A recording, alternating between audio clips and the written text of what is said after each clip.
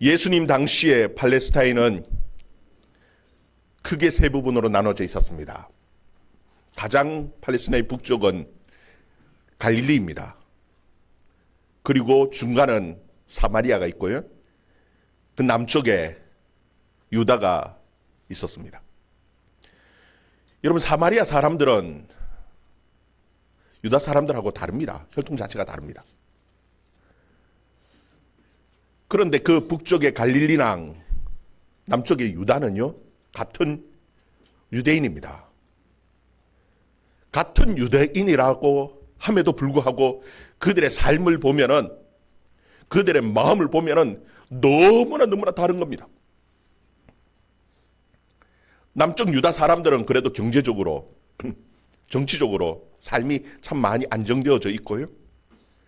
그리고 그들의 마음을 보면 한없이 교만해져 있었던 것이, 이게 유대 사람들의 모습이라면요, 저 북쪽에 있는 갈릴리 사람들은요, 삶이 경제적으로 너무너무 어렵고 정치적으로는 말을 할 것도 없고요.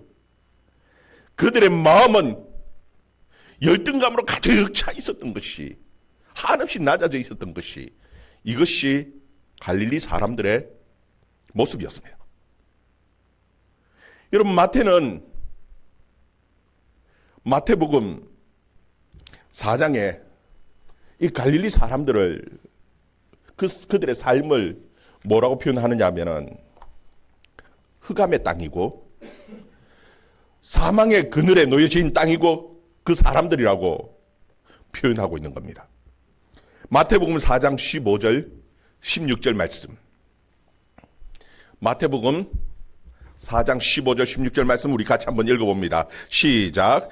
스불론 땅과 납달리 땅과 요단강 저편 해변길과 이방 갈릴리여, 흑암에 앉은 백성이 큰 빛을 보았고 사망의 땅과 그늘에 앉은 자들에게 빛이 비쳤도다. 아멘. 여기 보면은 스불론 땅, 납달리 땅 그렇게 기록하고 있는데, 그곳이 바로 갈릴리입니다. 그 갈릴리를 이 마태는 뭐라고 표현하냐면은 이방의 갈릴리고, 사실 이방인이 아닙니다. 같은 민족인데도 불구하고 이방의 갈릴리고 흑암에 앉은 자들이고 사망의 땅 그늘에 앉은 자들이라고, 사망의 그늘에 앉은 자들이라고 표현하는 겁니다. 사실 이거는 마태 표현이라기보다는 이사야가 이미 그 갈릴리 땅을 예언할 때 그렇게 예언한 겁니다. 근데 이 갈릴리 지역은 그럼 왜 이렇게 가난하고 못 사는 사망의 그늘에 놓여진 자들이라고 표현할 정도로 그렇게 어려운 삶을 살게 되어졌는가? 사실 그곳은 굉장히 부유한 땅입니다. 오히려 남쪽은 광야입니다. 갈릴리 지역에 가면은요, 너무나 아름답고 풍요로운 곳입니다. 그런데 그곳에 전쟁이 일어나고 포로로 끌려가면서 남쪽의 유대인들 가운데 못 사는 사람들 그쪽에 이주해 가면서요, 완전히 소외되어진 참 못 사는 동네, 열등감이 가득 차 있는 사람들. 여러분, 그 갈릴리 사람들의 자존심을 완전히 짓밟아 놓는 그런 사건들이 계속 일어나는데, 그 대표적인 게 무엇이냐면, 그 정치하는 사람들이 갈릴리 사람들을 거의 짐승처럼 대하는 겁니다. 누가복음 13장 1절에 보면은, 우리 한번 올려줘봐요. 어떤 일이 있었느냐 하면은, 누가복음 13장 1절 말씀 같이 읽습니다. 시작.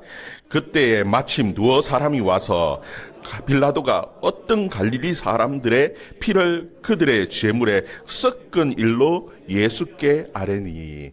여러분, 이 빌라도가 자기들의 신에게 제물을 드리는데, 그냥 드리는 것이 아니라 사람을 죽여서 그 사람을 짐승과 함께 같이 제물로 드리는 겁니다.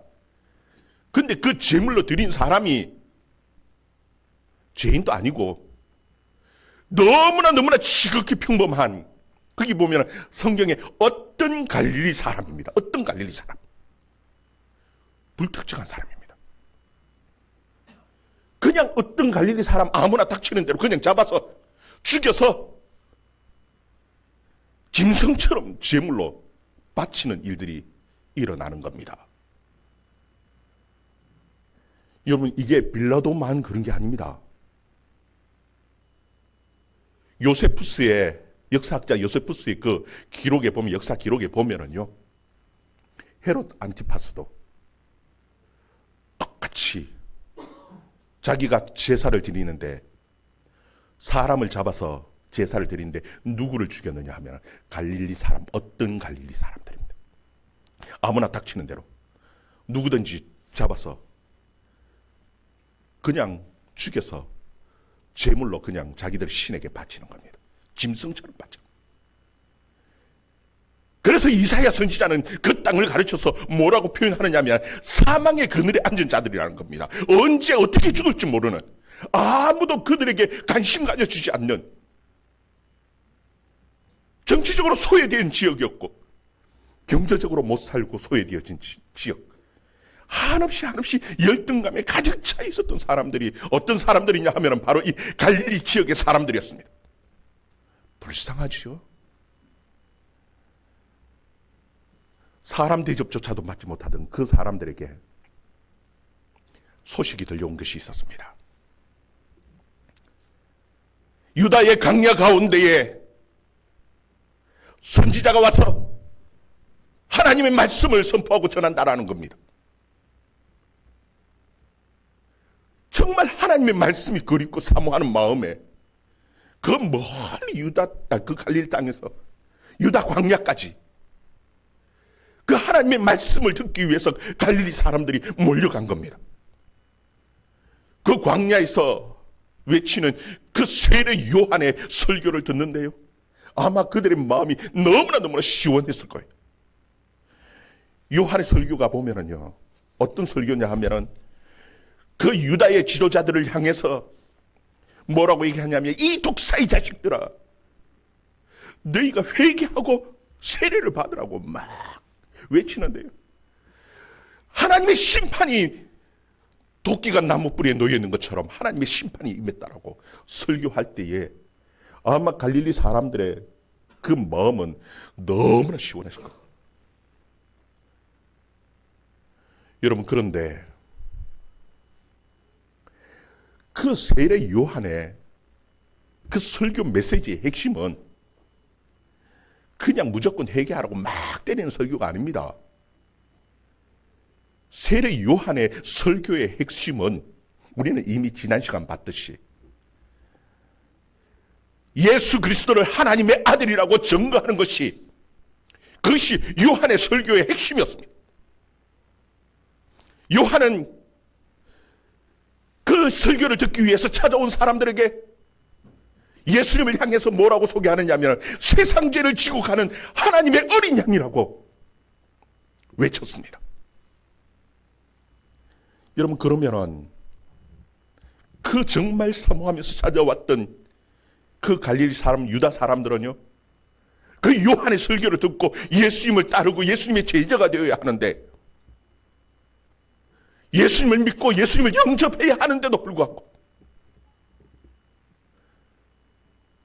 그 하나님의 말씀이, 하나님의 빛이 생명의 말씀이 선포되어졌는데도 불구하고 예수님을 하나님의 아들로 주로 받아들이는 사람들이 많지 않았습니다.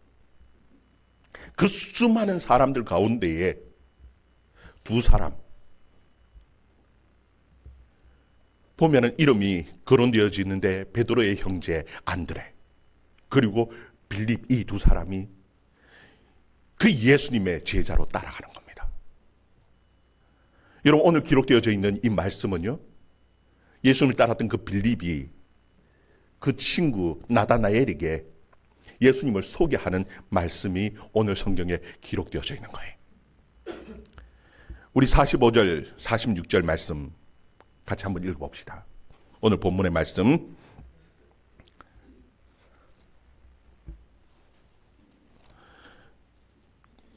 요한복음 1장 45절 46절 말씀 시작.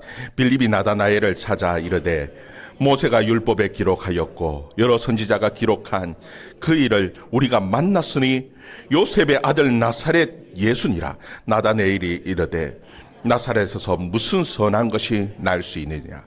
빌립이 이르되 와서 보라 하니라. 아멘. 여러분, 우리는 참 한번 의문을 가져봐야 하죠.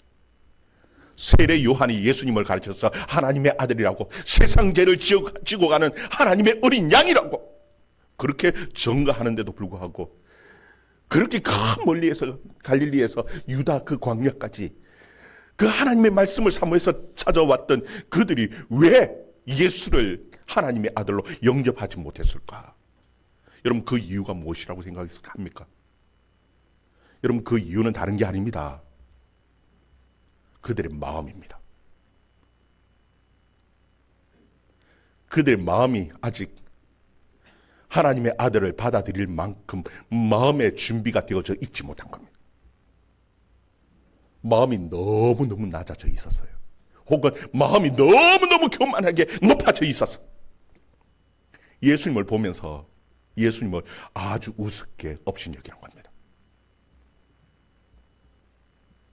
여러분, 요한은, 이사야 선지자가 요한을 가르쳐서, 세례 요한을 가르쳐서 어떤 사역을 할 것이라고 표현하느냐면요, 낮아진 그 골짜기를 도두어서, 그리고 그 높아진 그 산들을 깎아서 평지가 되게 할 것이라고 말씀하죠. 여러분, 갈릴리 사람들의 마음은 한없이 낮아져 있는데요, 그 열등감이 어떻게 표현되어지느냐 하면 더 큰 교만으로 표현되어지는 겁니다. 여러분, 갈릴리 가운데서도 가장 못 살고 갈릴리 중에 가장 못 사는 동네가 어디냐면 나사렛입니다. 예수님이 살아왔던 예수님의 고향, 그 예수님의 동네, 그 나사렛 동네가 갈릴리 그 못 사는 그 빈촌 가운데서도 가장 빈촌이.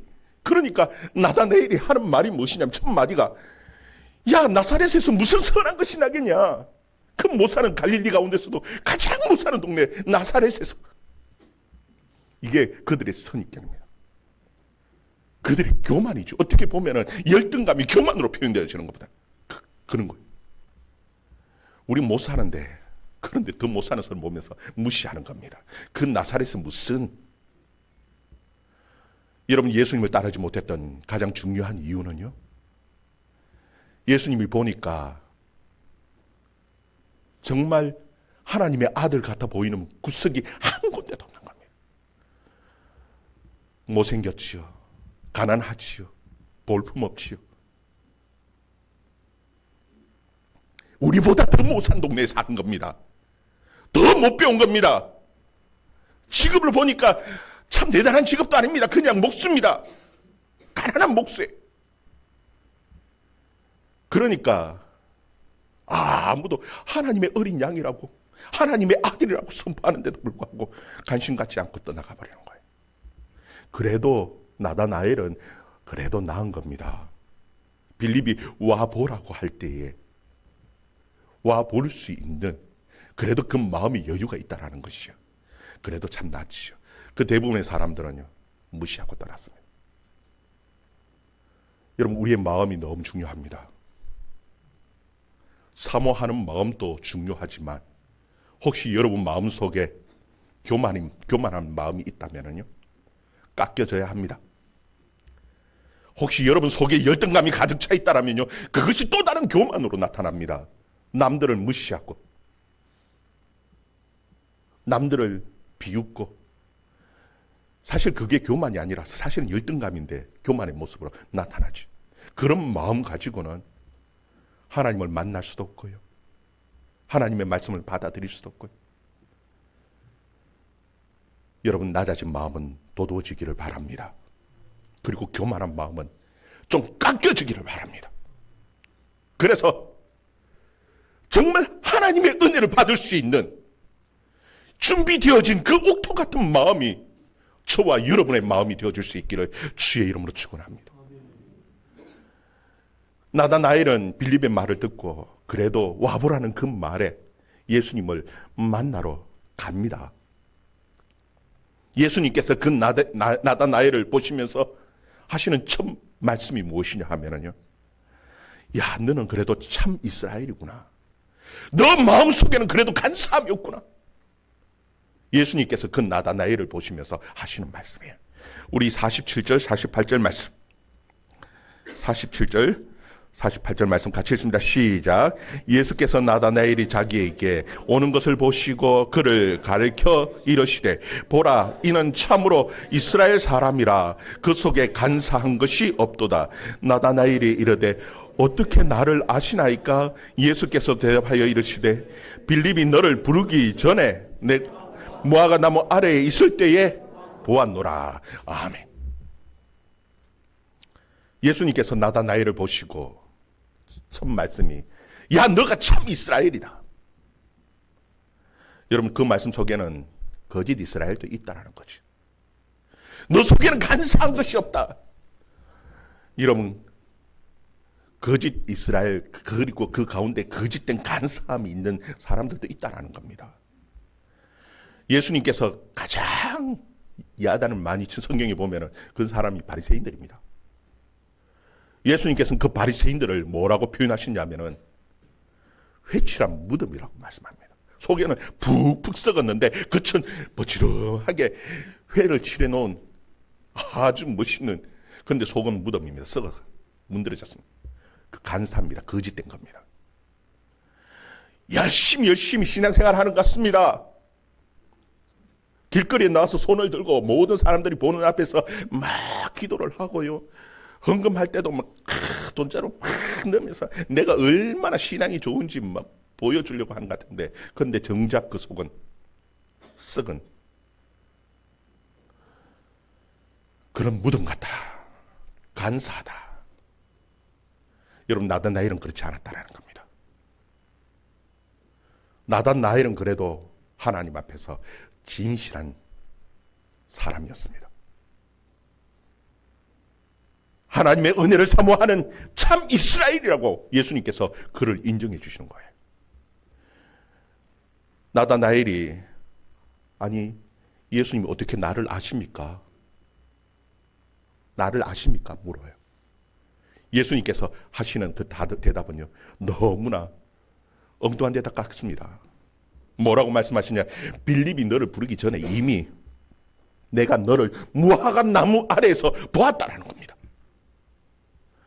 도대체 예수님께서 무화과 나무 아래에서 뭘 하는 빌립을 보았겠습니까? 여러분 무엇일 것 같습니까? 나무 아래에서 그냥 쉬기 위해서 그냥 앉아서 푹 쉬고 있는 나다나엘을 보았다라면요, 나다나엘의 대답이 정말 당신은 하나님의 아들이고 당신은 우리의 왕이라는 그 고백이 나올 수 없지요. 아, 지나가다가 봤는가 보네? 그리고 끝났을 겁니다.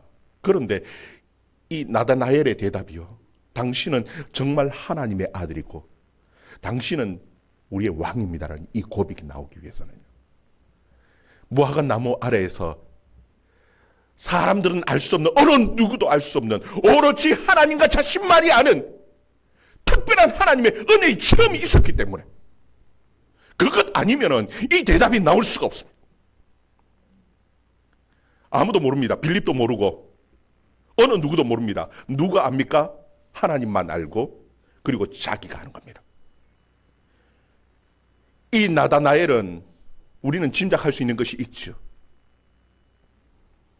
그 세례 요한의 설교를 들으면서 아마 하나님 앞에 나가서 자신의 문제를 놓고 하나님 앞에 정말 울면서 하나님 앞에 기도했을 겁니다. 하나님, 우리를 구원해 주세요. 지금 사망의 그늘 안에 있는 우리의 인생 가운데 하나님 정말 빛이 되어 주세요.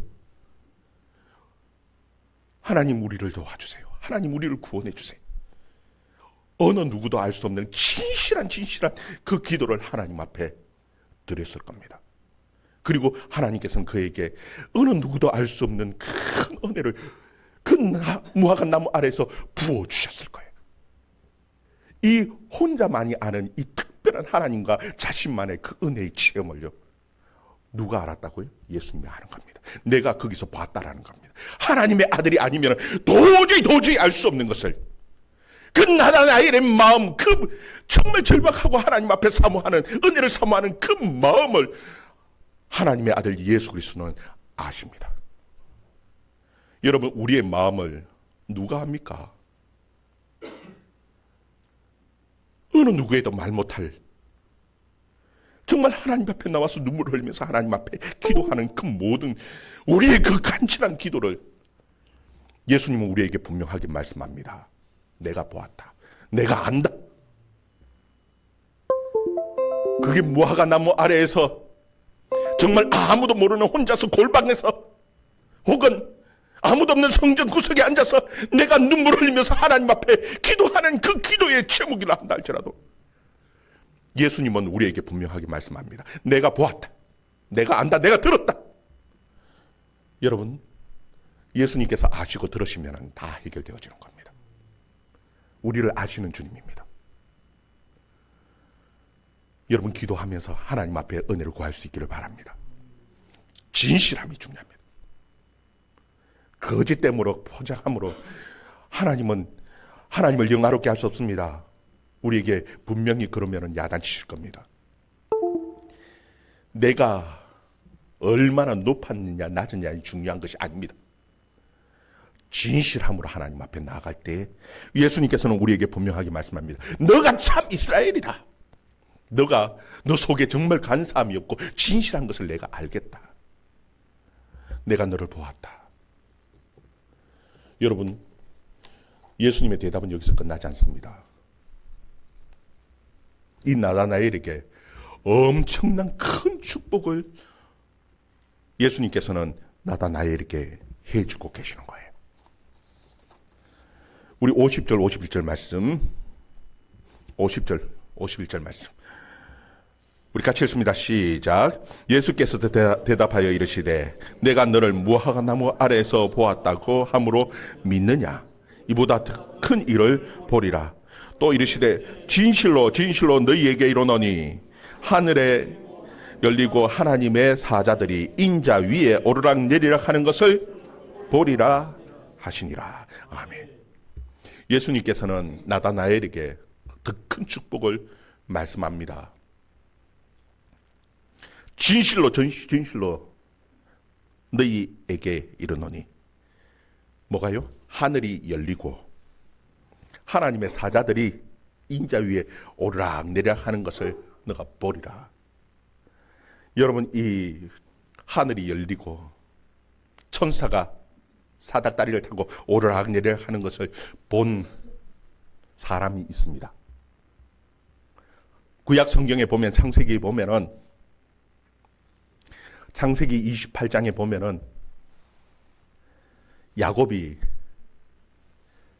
하나님의 천사가 오르락내리락 하는 그곳을 보았어요. 그리고 그곳에 무엇이라고 이름을 지었느냐면 하나님의 집이라는 뜻으로 벳엘이라는 뜻이 하나님의 집이라는 뜻입니다. 성전이라는 뜻이에요. 이곳이 하나님의 집이라고 명칭하면서 그곳에서 자기가 가진 전부인 기름을 돌 위에 붓고 하나님 앞에 예배를 드렸어요. 제사를 드렸어요. 야곱이 그러했습니다. 여러분, 야곱은 야망이 큰 사람이었습니다. 그래서 팥죽 한 그릇에 형의 그 장자권을 샀습니다. 그 자기가 이제 장자가 되고 축복을 받을 줄 알았습니다. 그런데 큰 위기가 찾아왔습니다. 실제로 그 아버지가 형 에스에게 불러서 축복을 하겠다라는 겁니다. 장자의 축복을 주겠다라고 얘기하는 거예요. 그래서 그 장자의 축복을 다 자기가 차지하고 싶었어요. 누구를 속이느냐면 형을 속이고 아버지를 속이고 자기가 그 축복을 받았습니다. 이젠 자기가 장자가 되었고 아버지의 모든 유산, 모든 재물이 자기 것이 될 줄 알았습니다. 그런데요, 웬걸 아무것도 가지지 못하고 단 하나 기름 한 병 들고 밤에 형을 피해서 도망가야 하는 도망자가 되어버렸습니다. 뭡니까? 분명히 형의 장자권을 샀는데 자기가 아버지의 축복을 속여서라도 받아냈는데 이젠 내가 장자로서 모든 재산과 모든 권리를 다 차지할 줄 알았는데 고작 자기가 가진 거라고는 기름 한 병밖에 없습니다. 최고로 낮아질 대로 완전히 낮아진 것이 이게 야곱이에요. 그때 하나님께서 그에게 나타나셔서 세 가지 약속을 해주십니다. 하늘 문이 열리고 천사가 오르락내리락 하는 것을 보여주시면서 그 위에 하늘 위에서 이 야곱에게 내가 너희 하나님이라는 겁니다. 내가 너희 아버지, 너희 할아버지 아브라함의 하나님이고 너희 아버지 이삭의 하나님이고 내가 너의 야곱의 하나님이 되겠다고 말씀하시면서 세 가지 약속을 해주셔요. 너가 누운 그 땅을 내가 너에게 주겠다. 그리고 너와 너의 자녀를 땅에 티끌같이 많게 하면서 그 자손을 통해서 온 모든 민족이 복을 누리고 살아가게 하겠다고. 두 번째 약속입니다. 세 번째 약속은 내가 너와 함께하며 내가 너를 지켜주고 너를 인도하여 이 땅에 다시 돌아오게 하겠다고. 이 세 가지를 약속해 주십니다. 여러분, 야곱은 다 잃은 것 같지만 실제는 다 얻어버렸습니다. 무엇을 통해서요? 하나님의 약속을 통해서, 베델에서, 성전에서 하나님께서 말씀하시는 그 약속, 그것을 통해서 진짜 모든 것을 다 얻었던, 축복을 다 누렸던 사람이 야곱입니다. 지금 이 나다나엘은 아무것도 없는 것 같습니다. 그 마음이 얼마나 힘이 들었겠습니까?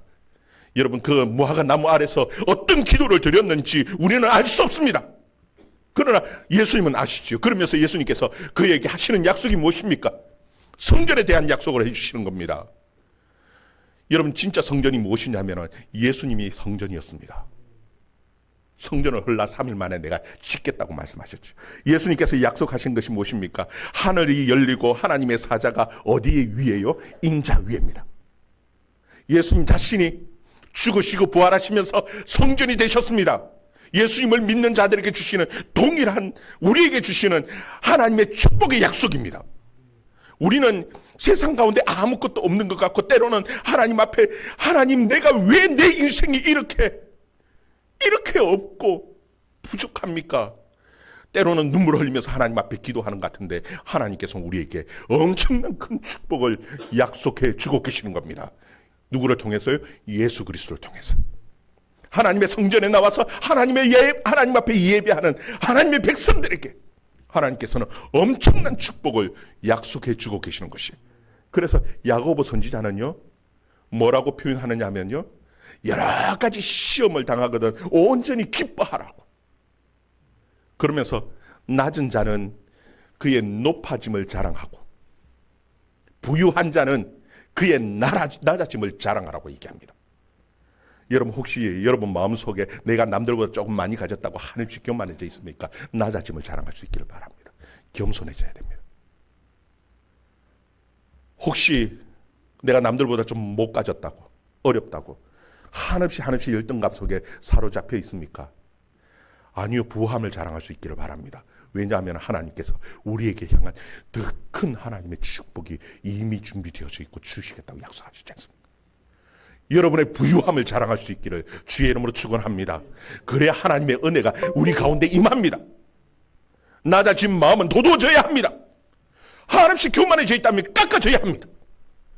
그래서 정말 하나님의 축복을 누릴 수 있는 저와 여러분의 삶이 되어줄 수 있기를 주의 이름으로 축원합니다. 기도하겠습니다.